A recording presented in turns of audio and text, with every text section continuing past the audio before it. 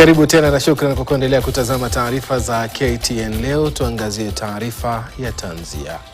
Tasnia ya wanahabari humo nchini imegubikwa na majonzi kufuatia kifo cha mwanahabari wa runinga ya KTN kaunti ya Machakos, Japheth Makau, ambaye ameaga dunia hii leo akitibiwa katika hospitali ya Machakos Level 5.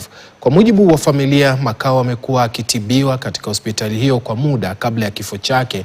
Muungano wa wanahabari kaunti ya Machakos ukiongozwa na mwenyekiti wake Daniel Nzia umemwomboleza Makau na kumtaja kifo chake kama pigo kubwa kwa waandishi wa habari nchini kutokana na weledi wake kazini kwa kupiga picha. Makau amekuwa akihudumu katika shirika la Standard Group kwa muda wa miaka 15. Amekuwa akitibiwa tangu mwaka jana. Mola ilaze roho yake na kuifariji familia yake.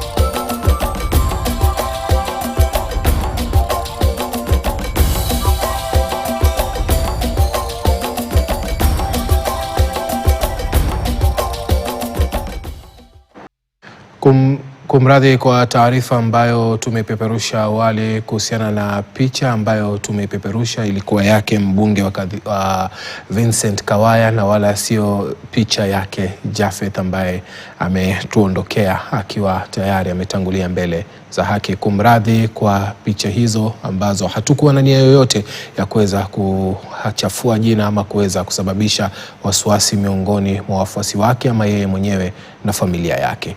Tuangazie taarifa nyingineyo.